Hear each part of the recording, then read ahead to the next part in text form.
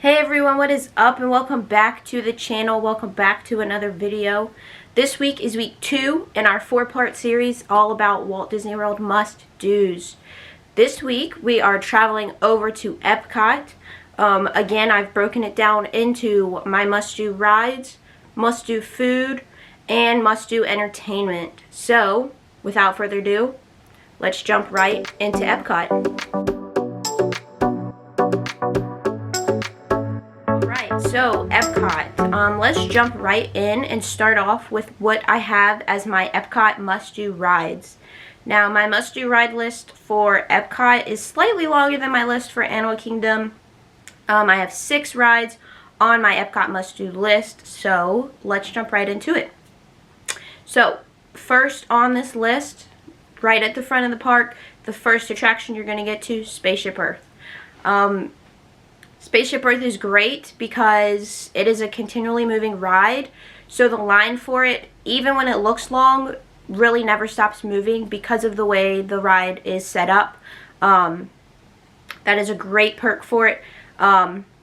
It's one of those Epcot classics that you really just always feel like you have to do and you want to do just to experience it over and over and over again. We've also been told that it will go under refurbishment and look different. That has not happened yet. We don't know when that is going to happen. So if you are at Walt Disney World and Spaceship Earth is open, you should definitely ride it because who knows how long it will be open for. If we're ever going to get that refurbishment and update that they talked about. But definitely one I will ride at least once, if not twice, while I am there. Now moving a little further into the park, Soarin'. Soarin' is definitely on my must-do list.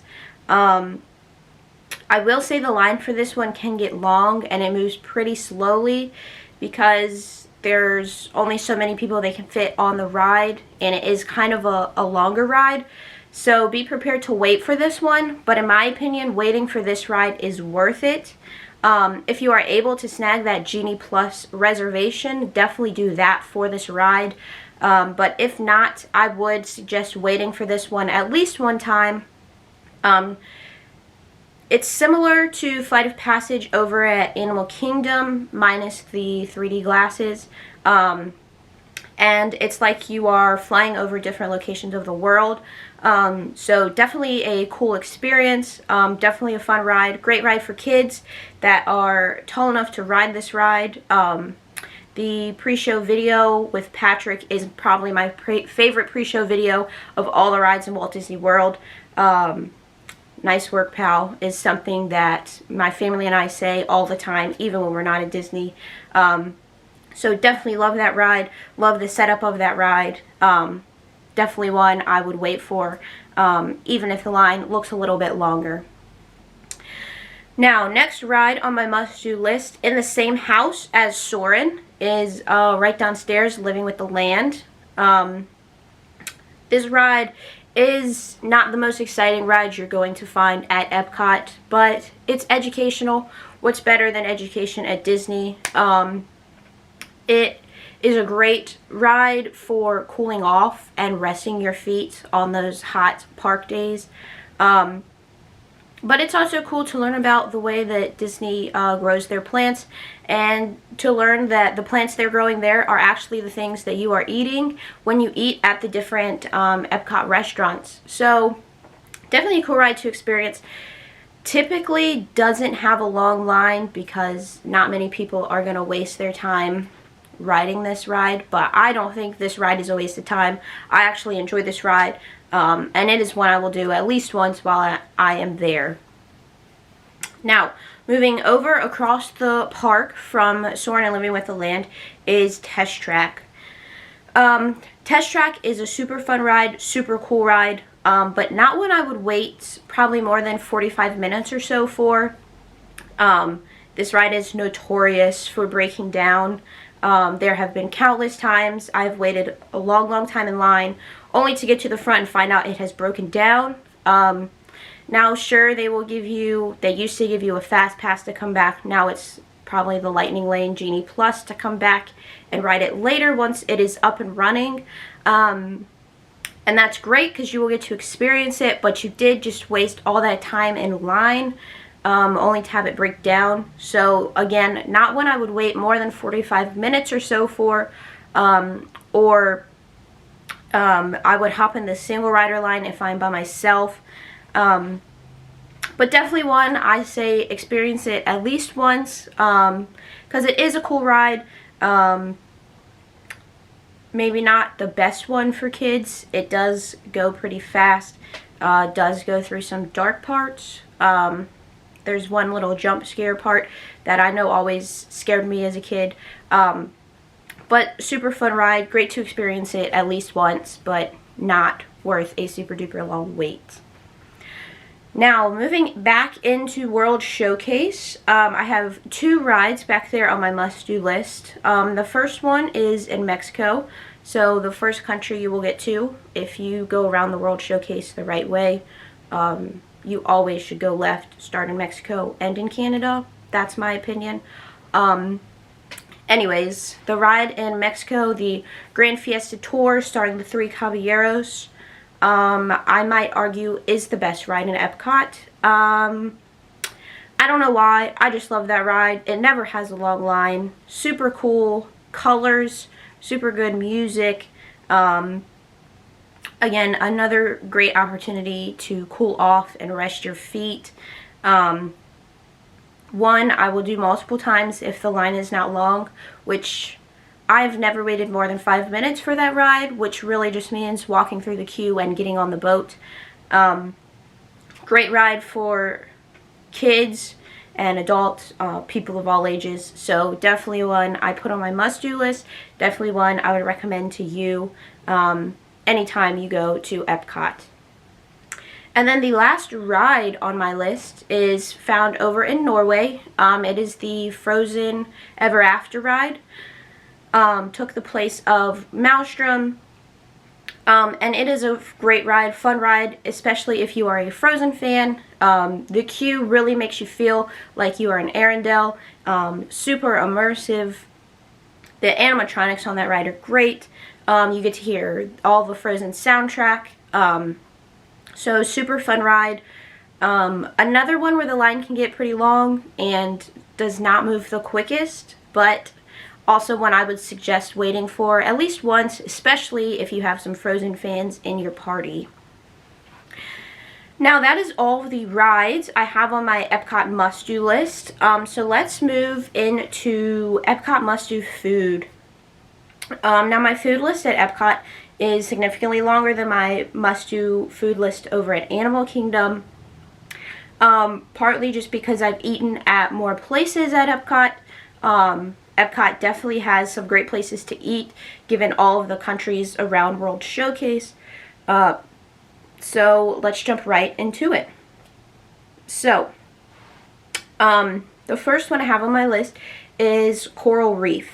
This restaurant is found over next to the Finding Nemo ride. So if you're walking towards the Finding Nemo ride, you just veer off to the right, and it's under kind of like a little cave. You walk towards it and you don't think you're going to the right place, but I promise you are. The food here is delicious. There's a big aquarium that you can sit and look at while you are eating. So definitely one I would recommend. Now again, I have so many food must-dos at Epcot. They are not ones I'm going to hit every single time. But these are my top recommendations.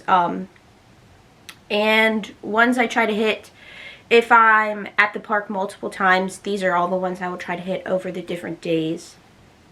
Now also in Future World is a quick service. It is found in the same place where Soarin' and Living with the Land are, is Sunshine Seasons. This one's great because they have like 4 or 5 different kind of options as far as types of food. It's kind of like a food court feel to it, is how I would best describe it. I always go for the Caesar salad and the strawberry shortcake. That is maybe my favorite quick service meal at Epcot. I know it's something really simple, but they somehow make it really, really good there. So that is almost always where I will end up for lunch when I am at Epcot.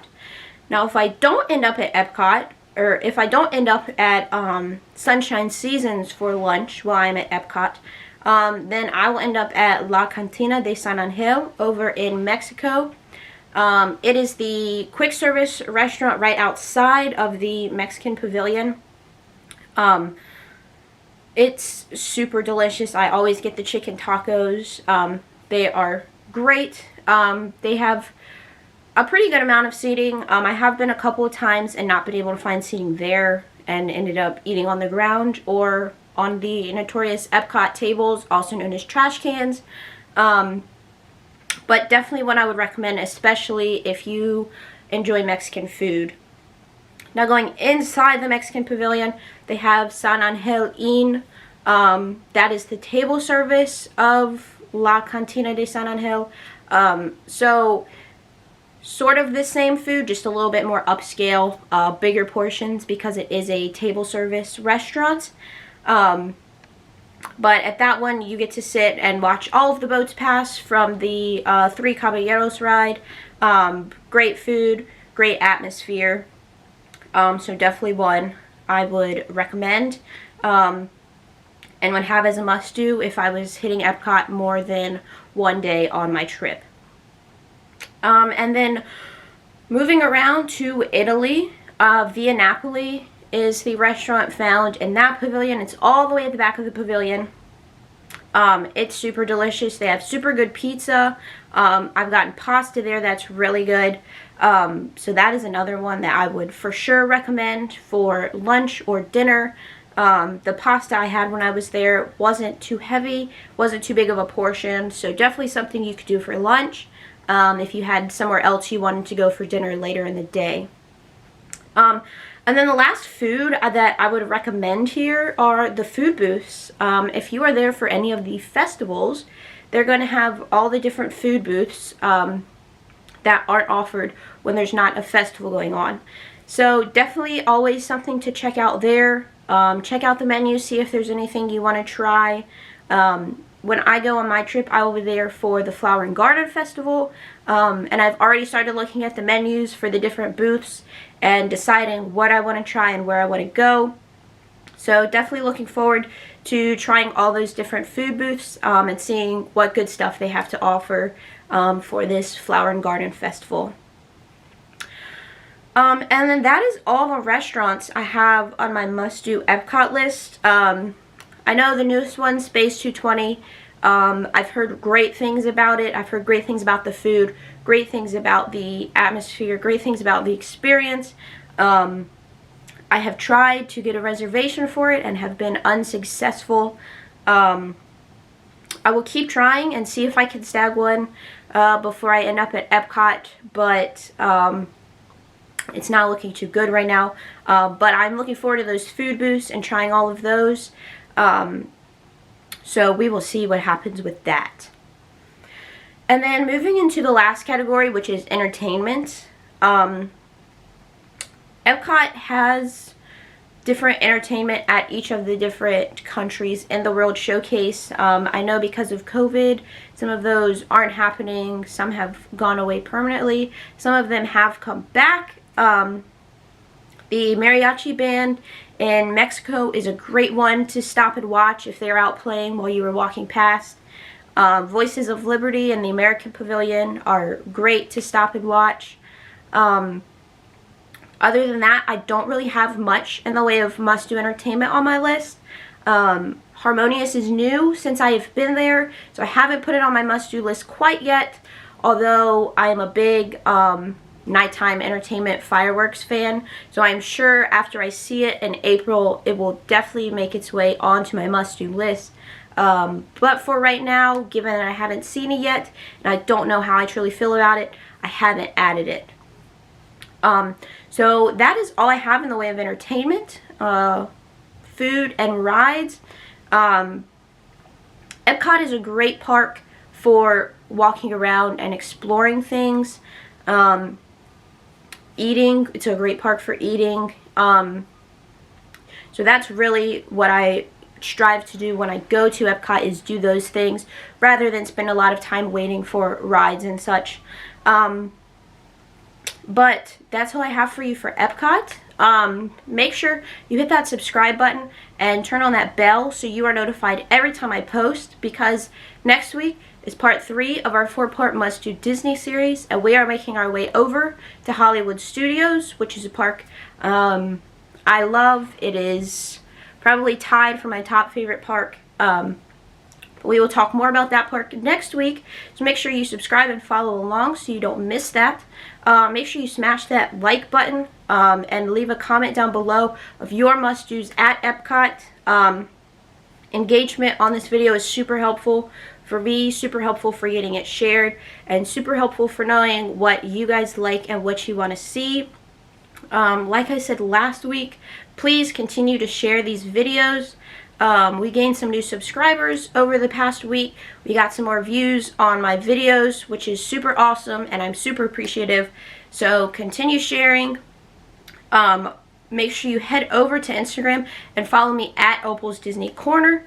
That is all I have for you guys this week, and I will see you next week on The Corner. Peace.